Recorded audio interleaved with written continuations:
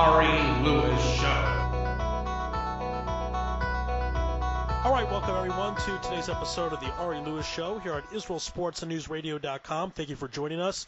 At any time, if you'd like to email us, whether it's during the program or after the show, you can email us at arilouisshow@hotmail.com, or you can email the station at IsraelSportsandNewsRadio@gmail.com. One of the best times in the sports year is in its current time. The NBA playoffs, NHL playoffs, and the Major League Baseball season. On the line to discuss all that good stuff is our good friend back to the program and back in Israel, Radio Mike. Radio Mike, how you doing out there? Okay, great. How are you? Fantastic, and this is an interesting day because it's Shavuot in America still, and it's Memorial Day in America. So when people hear your predictions, some of the games, well, at least one game will have already been completed, so I hope there's no pressure because people will be able to check your predictions. So let's go right into it. The NBA playoffs in the conference finals section, almost sweeps for both sides. Let's first go to the West. The Warriors have a chance to sweep out the Rockets tonight. What do you think is going to happen, and why do you think the Warriors have been so dominant throughout the NBA postseason? Well, one word or one player there, it's Stephen Curry. I mean, he's just a fantastic player, and he's really coming to his own this year, being MVP, even though Harden's wonderful, terrific player for Houston. But I think the whole team, really meshes around Curry. The first three games were a little bit close, and then they blew him out. The first two games were quite close, and then the third game was 115-80. Curry scoring 40 points. I think the Golden State should take this fourth game, and if they don't, they'll probably take it in 5. But I don't see it going past 5. When I made predictions before the NBA playoffs, I thought the Rockets were a very weak 2 seed. I thought they overachieved. Now, they surprised me by getting this far, but I think they overachieved by getting this far. I want to know your thoughts and your assessment of the Houston Rockets this season. Well, Harden is really the best player on the team. They don't have enough players around them. They did probably overachieve. But I just can't see them mounting any attack against Golden State. A big problem the Rockets have, you saw a game in the series where Harden shot a dismal, I think, 3 for 22, something insane. Whenever that happens, as you talk about, he's their best player. They really don't have a lot of other options where they trust. I mean, they have Dwight Howard who scores a lot of points. Usually those are garbage buckets. He gets off rebounds. Sometimes they go to the post, but this is not a guy you would trust in the fourth quarter, right? Certainly not a fan of Dwight Howard. I think he was with the Lakers or with Orlando. He's not a big time player. Harden is the man there. I think it was the first game, like they were trading buckets. It was Harden and Curry and Harden and Curry. And it was really like a heavyweight fight going back and forth, and then, Golden State pulled it out. But then, I think, they lost 2 close games, and the third game was a blowout, and I think Houston doesn't have much left in the tank. And Dwight Howard is interesting. He's not a big-time player, but he really has all the tools to be a big-time player. But for some reason, he's not interested. I don't know why. It's just not his personality to really go be a killer. And also, we don't like that he said Free Palestine last summer, but that's a whole different topic. Well, yeah. Yes. Let's go to the Warriors because you have Steve Curry, the MVP. You also have Steve Kerr. I love Steve Kerr. Back in the U of A days, took us to a Final Four. Classy guy. Second-round draft pick. You usually don't hear too many second-round draft picks make it to the NBA. Steve Kerr, this is his first year as the head coach, period. And you see the difference, I think. How much credit should he get where the Warriors are at now compared to where they were last year when he wasn't coaching the team? Well, he's, that type of player, like, a guard, a shooting guard, and so he was. I believe he was with the Chicago team.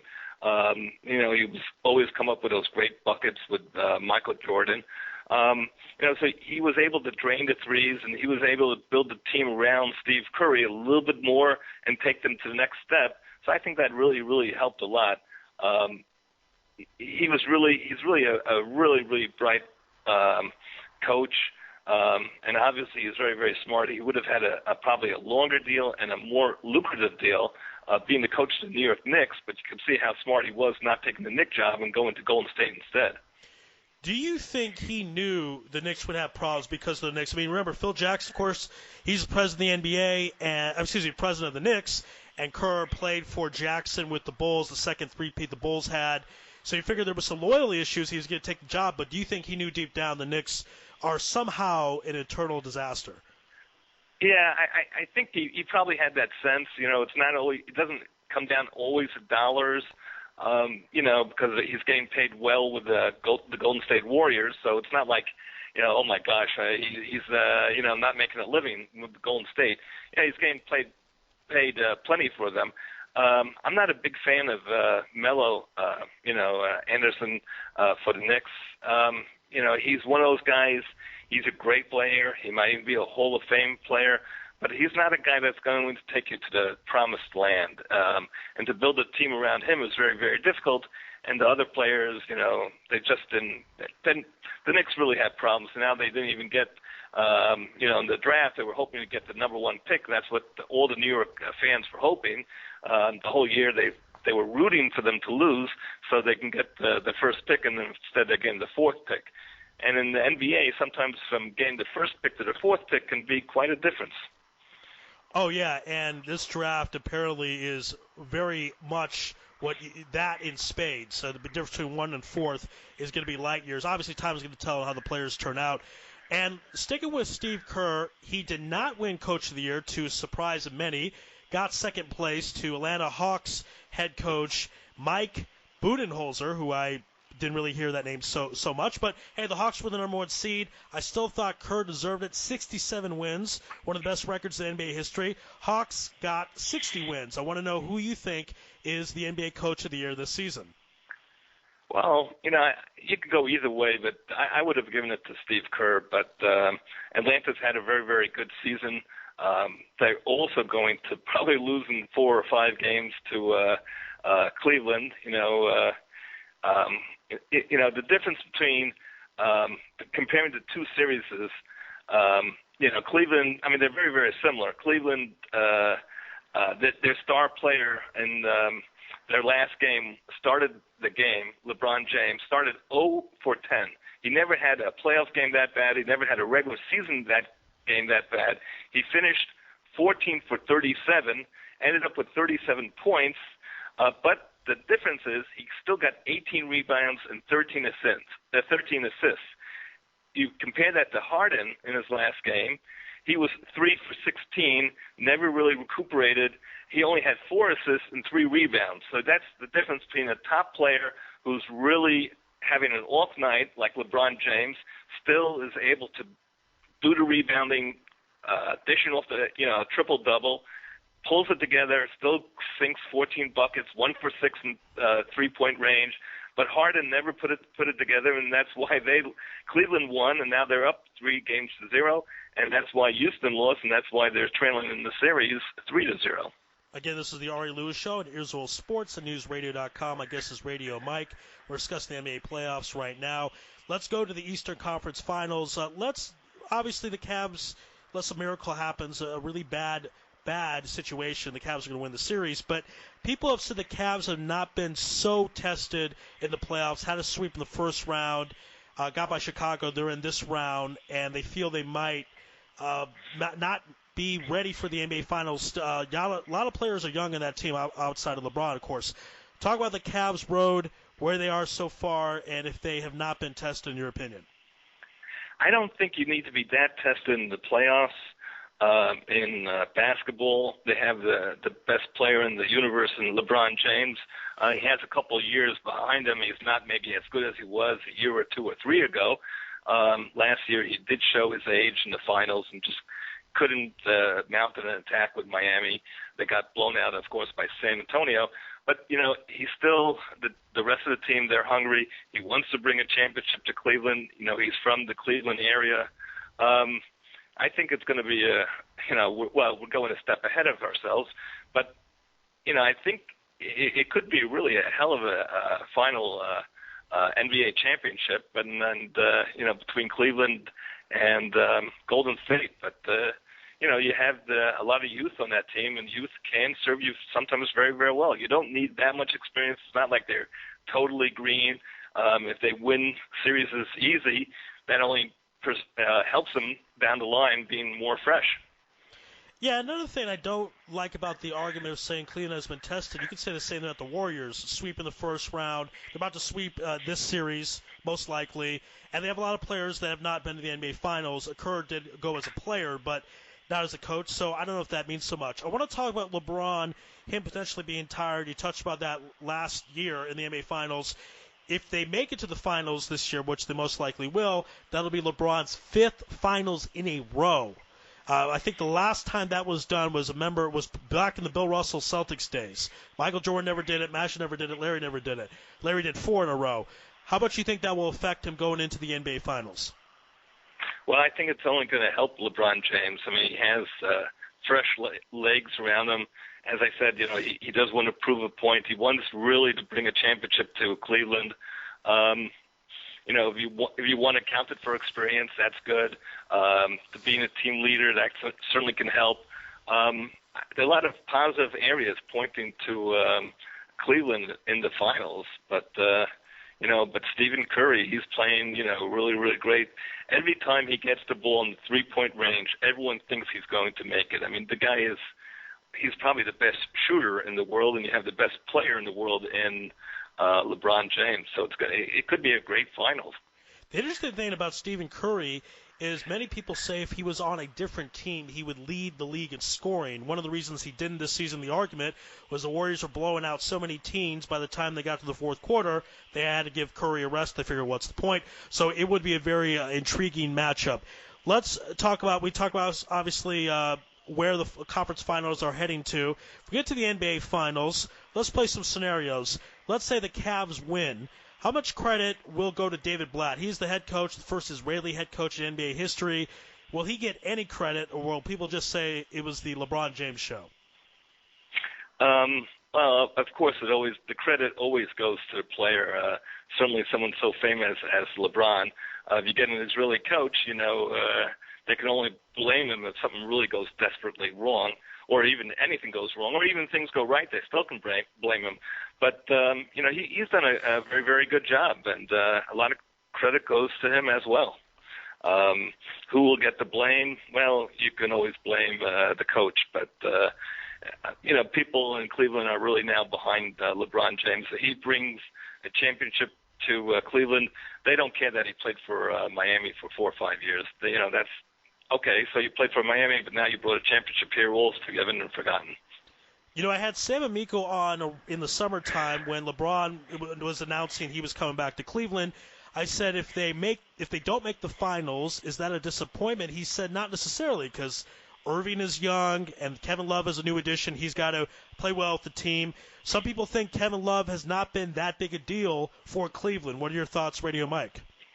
Well, I think he was injured part of the season, and they are young players, but they're proving themselves as they go along here, and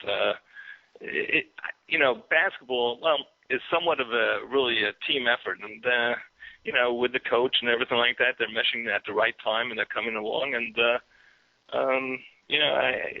they're all good players, and I think they're all helping each other, and if I had to pick between Golden State and Cleveland in the finals, I'd probably go with Cleveland. Now, what's interesting, I'll tell you, this is the situation I'm stuck in. Before the playoffs, I thought it was going to be Cleveland and San Antonio. I know San Antonio got knocked down the first round, but a break here, a break there, they would have gotten past the Clippers. I believe they would have gotten past the Rockets, and I even think they would have beaten the Warriors. But I had the Warriors going to the conference finals, so I at least was right there. Your prediction, you would like Cleveland in how many games if this is the matchup of the NBA Finals, which it most likely will be, Cleveland and Golden State? I could see it going 7 games. Wow, okay. Cleveland. Yeah, it's interesting. I like to point this out to people. A Game 7 in the NBA Finals is actually very rare. Now, we had it 2 years ago, but before then it was in 2010, then in 2005, then 1994. So if you go back from 1994, we've only had a few of them. It is not that common, so that would be pretty big. Wow. You know what? I think I would lead towards Golden State because I think they're a little deeper. The interesting thing is, if the Cavs win, I think LeBron will get 100% of the credit. If they lose, I don't think he'll get 100% of the blame, but I think he'll get about 80% because he's lost in the NBA Finals 3 times already, and I think people will label him as a choker, even though that is ridiculous. Again, this is the Ari Louis Show here on IsraelSportsandNewsRadio.com. My guest is Radio Mike. We discuss NBA postseason. Let's go on to the NHL postseason. Conference finals again. Let's go out to the West. Chicago in the same spot as they were last season. They're playing Anaheim. The series is tied at 2. Radio Mike, what happens in Game 5? Well, the whole difference between the NBA and NHL, both in the NBA are 3-0, but in hockey it's the Rangers are down 3-2 to the Lightning, and of course it's 2-2 with Chicago and Anaheim. So I mean those games are pegged for either 6 or 7 games, and the NBA they're hoping for maybe a 5th game. They could possibly be 2 sweeps. So the NHL is really doing a lot better in the matchups here. That's also both teams have very, very good players. They have great goalies in Chicago and Anaheim. So I don't know. That's also a pick-em series. Anything can happen over there. I'll tell you, Chicago has a lot to deal with as far as their demons. Last year, in Game 7, in overtime they lose to L.A., and this is at home. And I know that aided them all season. It was a big part of their motivation. They get the 3 seed. Anaheim's the 1, but I think Chicago will pull it out. Game 5 tonight in Anaheim. Then we'll have Game 6. Potentially Chicago have a 3-2 lead in a couple of days. That will be a fun series to watch, but I like Chicago to take the series. Let's move over to the Eastern Conference. More familiar to you, Rangers down 3-2. And the Rangers were in the NHL Finals last season. As we talked about off the air, I think if Lundqvist had any type of offense throughout his career, he'd have 3 or 4 Stanley Cup rings. And somehow he's putting it together to give his team a chance to go back to the NHL Finals. So give us the assessment of the Rangers postseason so far. Well, that's correct. Henrik Lundqvist, obviously one of the top goalies in the world. He's had a great series against Pittsburgh, a great series against the Capitals, and then all of a sudden he gave up 2 games in a row, 6 goals to Tampa. So everyone was, wondering, hey, maybe we should pull him and put in his replacement over there, who did very well, Cam Talbot, who was really, really fantastic in the regular season when Henrik Lundqvist had some sort of a neck injury. Maybe he just wore out a little bit and he gave up some. I did see some of those goals. They looked like easy goals, and then he comes back and everything's against the Rangers, and then the Rangers win 2-0 to tie up the series 2-2. Then of course they lose the next game 2-0, and now the Rangers, as they so often, they never make it easy. They always have their backs against the wall, and they're hoping to win the next game to force a 7th game back in Madison Square Garden in New York, where they seem always to win a 7th game. I think the record in 7th games in the playoffs at home is, I think, 9-0 or 10-0. But then again, if they do force a 7th game, streaks are meant to be broken. So if even the Rangers, listen, I'm rooting for the Rangers. I want the Rangers to win, but, they beat the Capitals. They were down 3-1. They won the next 3 games to win it. But that overtime goal, most of the overtime period, there was tremendous pressure by the Washington Capitals against the Rangers, and the Rangers were very fortunate they didn't give up the game-ending goal. And then the Rangers got a break, and they made a nice goal, and they get to live another round against Tampa. The question is, I think the Rangers really do have a faster team. Tampa, they're really terrific scorers on that team. Ben Bishop is a great goalie for Tampa. Lundqvist is probably even a better goalie for the Rangers. Even at some games, Rangers are being way outshot, but somehow the Rangers pull it together and get the win anyway. My heart says that the Rangers should win, but my brain says I think Tampa's going to take them.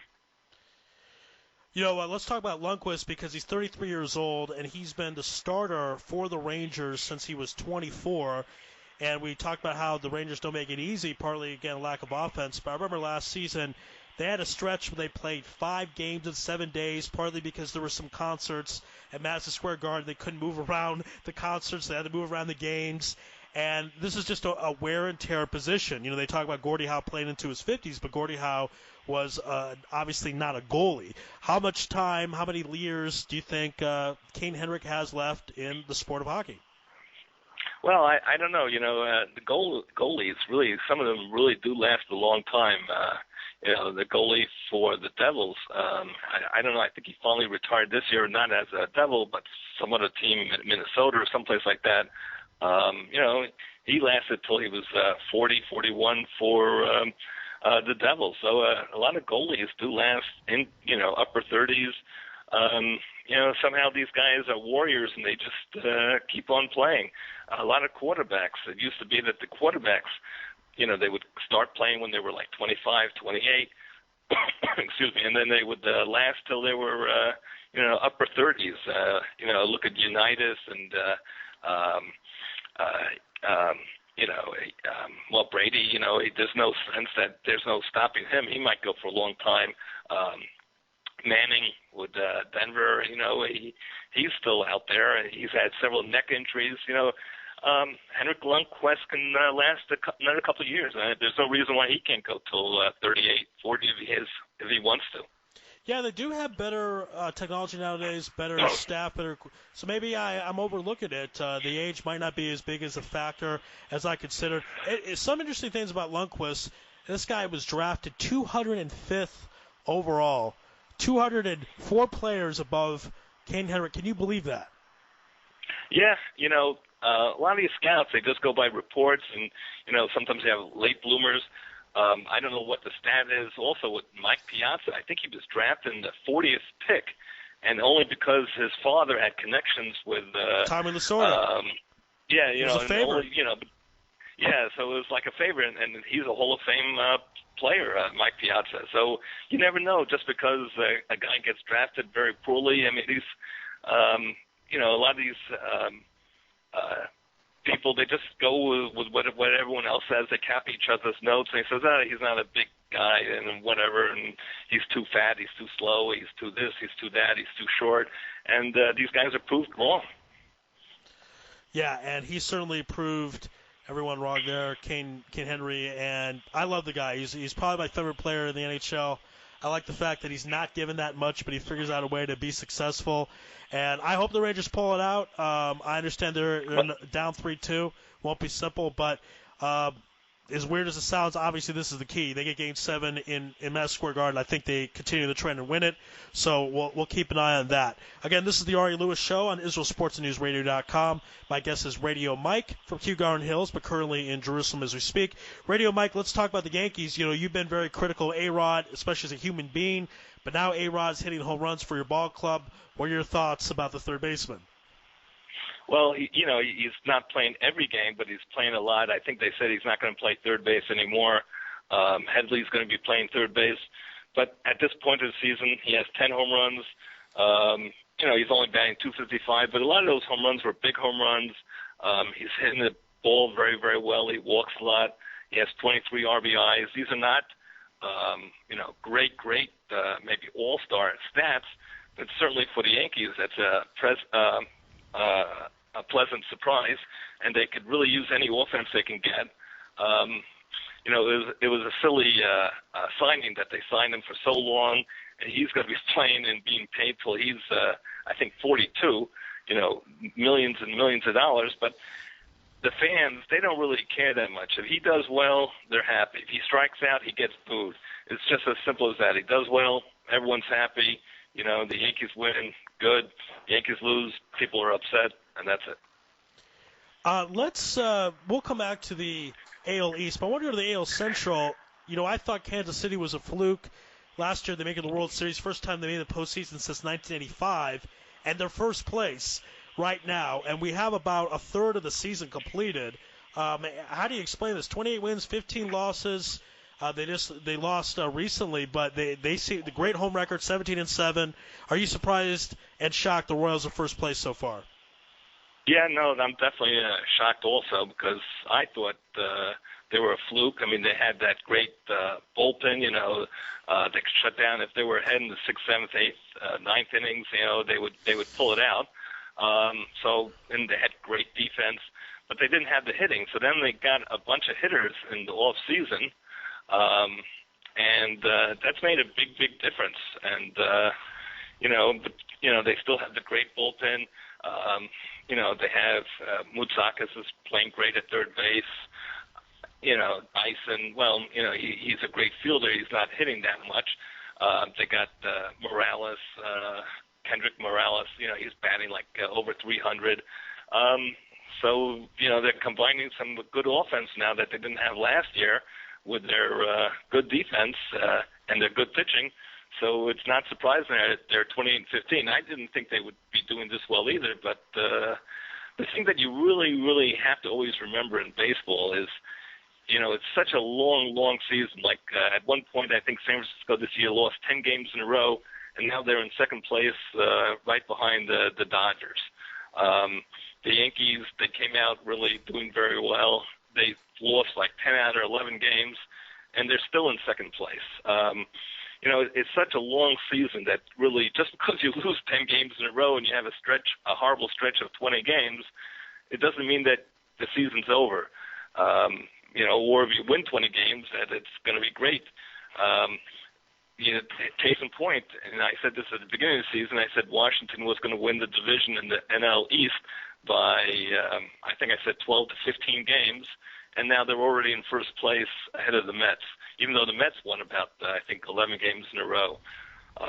So it's a very long season, and just because you lose, as I said, 3 series in a row, you're losing every game and everything looks so bleak, it's no reason to panic. Yeah, indeed. And a great prediction there with Washington. Before we go to the NL, right about Houston is 29-16, first place in the West. I know neither of us had the Astros winning the West, correct? I don't know. I think I was pretty high on them there, because Oakland's not a great team. They were showing signs last year, and they do have some, they have some decent hitters there, and then, their second baseman is really, really good, and their pitching's coming along, and their competition over there isn't that difficult. I mean, everyone every year thinks that the Angels are going to be very, very good. Oakland's taken a big step back. Seattle's, everyone predicted Seattle as I did. They're not doing all that great. I mean, Nelson is doing very well with them, but our good friend Cano, he has, everyone was very upset in New York that they didn't sign him to a long-term contract. But what they forgot is that last year he hit a total of 14 home runs for Seattle, and this year he has 1 home run. Yeah. And I said, well, he didn't have any protection around him. Well, now he has Nelson Cruz, who's leading, I believe, the majors with 17 home runs, and yet he still only has 1 home run. So, he's still a very good player. I would want him as my second baseman, but he's not as good as people think he is. He might be in his declining years. So to give him a huge contract would have been, I think, a big mistake for the Yankees, as, witnessing that they have some big contracts in Teixeira, Sabathia, A-Rod. Giving long-term contracts could be a really big problem in years to come. As a Cardinals fan, Radio Mike, I can tell you I was very happy they didn't sign Albert Pujols to that long-term deal he wanted, 10 years, and I was proven right when he went to L.A. Players, baseball prime is about 32, but then they tend to go down, and to pay a guy $30 million a year doesn't seem to make sense pretty much at any level. I don't think any player is worth that much money to his team. Going back to the Houston Astros, I know that you talked about being a bit high on them, but right now, I don't know if you're aware of this, they had the second best record in all of Major League Baseball. Are you at least surprised by that? Well, I don't know. I mean, they were coming along the second half of last year. They were doing well. They have Altuve at second base. He's really a gamer. He sets the the bases for the other guys. No, I'm not really surprised. I mean, they do have some decent pitching. They have this guy Kutchel. He has like an ERA under 2. So he's, a frontline pitcher. They have a bunch of other pitchers also that are very, very good, and they're young. So I'm not terribly surprised. But once again, it's a long season, and we'll see what happens. Again, this is the Ari Louis Show here on IsraelSportsAndNewsRadio.com. Our guest is Radio Mike. We're chatting about Major League Baseball right now. The NL, you talked about Washington being in first place. Cardinals are in first place in the Central. Dodgers first in the West. This seems to be more what people expected, right? Yeah, there aren't in all of baseball. I mean, unless you want to say the Astros are a big surprise, there aren't really any big surprises in baseball so far. I mean, no team is really doing really poorly. I mean, Washington got off to a bad start, but they've righted the ship. Their pitching staff is coming along. Their hitting is doing well. Harper already has 41 runs batted in, so he's really taken off. He's hitting home runs. So really no big surprises over there. In all of baseball, no team has really, done really great, unless you want to say maybe possibly with the Houston Astros. And there's no team that's really doing really poorly. What people thought they were going to be so great, and they are really bad. That's not really the case in baseball as of now. And let's talk about some individual players because, I remember in our conversation, the show we did before the season, I remember being pretty high on Wacha. He's got 7 wins for the Cardinals, leads the NL right now in wins. Any pitchers out there you're pleasantly surprised or you thought that they would be that good, or any pitchers that stand out for you in the National League? Yeah, well, one pitcher is really having the best season of his career, and he's been pitching for 20 years for the Mets, Bartolo Colon. I think he's like Bartolo Colon for the Mets. He's really done well. I think he's won like 6-7 games. Yeah, 6 wins I know right the now. last game, 6 wins. He's a leading pitcher, even probably even better than Matt Harvey for the Mets right now. I mean, his ERA is not great. The thing that's really amazing about Bartolo Colon is his control. He just doesn't walk batters. It's just amazing. And you look at the guy, he looks overweight. It's a joke when he's hitting, when he does get on base and gets a hit. All his teammates in the dugout are laughing hysterically. He loses his helmet. He trips over first base. I think he actually did get to second base once because I think the ball actually went into the stands or something like that. He just knows how to pitch. It's actually fun to watch him pitch. He's so in control of the game. Even though today I know he's already given up 2 walks, but he has gotten lit up here and there. But he's on target to win possibly 20 games. He's done very well. And Bartolo Colon, 2005, won the Cy Young Award. So this is 10 years ago after his Cy Young season. 42 years old, and consistently been one of the fattest players in the league. And I guess, hey, that's the joy of baseball, right? You can be overweight and still play well. Yeah, I don't know. You had players like Tony Gwynn, right. Arguably one of the greatest hitters in all time in baseball. He didn't look all that svelte. One guy he actually is having a really great season. We didn't think of saying that he was going to have such a great season. Prince Fielder for. Right. He's hitting now 358, so he's really had come back from his injuries, and he's doing really well with Texas. But who would have thought that he would be batting 358? Yeah, and his father, Prince Fielder, not exactly the lightest guy either, so that kind of ran in the family there, but they both hit well. By the way, fans, if you want to know how much Bartolo Colon weighs, 120 kilo, that's 265 pounds. Actually, I thought he was bigger. I have a feeling that's not accurate. He looks to me more like 265. He's not that tall. Right. How tall is he over there? He's 5'11", so maybe that's why it looks bigger. But, right. But yeah, it's all muscle. It's all muscle. Again, this is the Ari Louis Show at Israel Sports and News Radio. My guest is Radio Mike. We talked about Bryce Harper potentially winning the MVP this season. Great start so far. Leads the league in RBI and home runs, 16 home runs, 41 RBI, and he's third in batting average at 333. Talk about Bryce Harper's season so far. Well, he's always really played really hard. The thing that his problem is that he plays sometimes too hard. He crashes into the outfield wall. He might injure himself. He does get thrown out of games because he's just too emotional. But he's, I thought he might come into his own this season, and right now it's proving that he seems like he really is. I mean, with 41 RBIs and third in the league in hitting, and he has a good lineup around him. So, I don't think he's going to win the Triple Crown because, only that guy over there in Detroit does that stuff.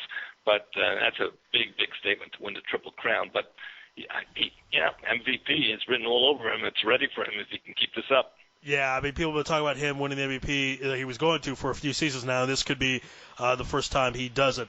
Let's go over to the American League. We were talking about how Seattle, we both like Seattle. They're struggling a bit, but it's ironic because they have a Cy Young candidate in King Felix Hernandez, and an MVP candidate in Nelson Cruz. But obviously, if Seattle stays where they are, Cruz most likely won't win the MVP. But talk about any surprises. Cabrera, as you mentioned again, he wins the Triple Crown, won a couple seasons, 344 average. Prince Fielder's leading the league, 358. Any surprises from the offensive players in the American League right now? Well, one surprise is, that A-Rod actually has 10 home runs. And people thought that he would hit like 150, and after April they would have to cut him or something like that. Teixeira's had 13 home runs. He has like more home runs than singles. So he's bouncing back. It seems like it's all or nothing sometimes with the Yankees. One guy that I mentioned before, Cano, with only one home run, 11 RBIs, I think that's somewhat of a surprise that he's doing so poorly. And what's interesting, the Yankees, out of the top 6 home run hitters in the American League, 2 are Yankees. You have Teixeira second. A-Rod is 6 with 10 home runs. So that is a bit of a surprise, I'm sure, for Yankee fans. You talk about pitching. Felix Hernandez, obviously, he's going to be right there. One of the few guys in history to win a Cy Young without a winning record. A few years ago, 500 record, still won the Cy Young. But the guy that's got a really good chance to win the Cy Young, we were talking about Houston's pitching, a fairly young guy, about 26, I believe, is Dallas Keuchel, 1.67 ERA. Do you think that's a fluke, or is he going to keep going? Yeah, well, I think he had one of the all-time great pitching games this year. I think he struck out like 18 batters or 19 batters, and they almost had a no-hitter, and then was just broken up on the last batter or second-to-last batter. You can't be a fluke like that. It's not, you got to go out and throw 35 games a year. So there's no such thing as being a fluke pitcher, one and done in baseball unless your arm goes out. He could be around for a number of years. He's a top-flight pitcher. Yeah, sorry, I need to correct myself. He's 26. His record so far, 6-0, again, 1.67 ERA, 46 strikeouts, only giving up 20 walks. Pretty impressive, and I believe he's scheduled to pitch tonight, so that's a young pitcher we should all keep an eye on. And, Raider Mike, let's end with this. Today was Bertie Williams Day. Jeter Rivera come back to greet their former teammate. Bertie Williams, he was a bit of the leader when you talk about the Yankees title run, especially 96. Center fielder that did a little bit of everything, could hit for power, hit for average. I believe he led the Yankees in home runs in 96 when they won the World Series. We're going to talk about Bertie Williams and where he ranks in the Yankee lore and that the great run with the Yankees, where they included Jeter, Scott Brosius, Paul Neal, etc.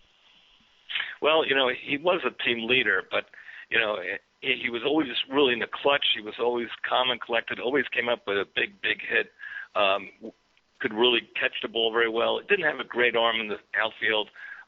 Sometimes his mind, he would just wander. His mind would wander, and sometimes he would throw to the wrong base. Even though he had a lot of speed, he was not a good base stealer, which is a little bit surprising. But he was Mr. Clutch, and he really, he gave it all he had. He was also very calm and collected. He wasn't like, you had a guy out there in right field, one of my favorites, Paul O'Neill, who was always, if he might be 3 for 4, and then that last time he struck out, the team was up 9-0, but he struck out, and he would, take his helmet and he would throw it down in the clubhouse and get all upset, and because he wasn't 4 for 4. Even though the team was winning 9-0. Bernie Williams was like a very kumbaya guy, very easygoing. Really, I won't say he didn't take the game seriously. I mean, he was a wonderful, great center fielder. It was the Yankee. He did the center field proud for the Yankees for many years. As I said, it came up big in the playoffs. But a very easygoing, nice guy. Also somewhat famous now for playing guitar. I'm not sure if he would get much of a career if he wasn't Bernie Williams, but his teammates liked him. You had the ball was hit out in center field, he would catch that ball, and the pitchers liked that. For sure, and here's some stats about Bernie. Never won the MVP. In '98, when the Yankees had that great season when they won 114 games, Jeter was third in the MVP voting. Bernie was seventh, but won the Gold Glove.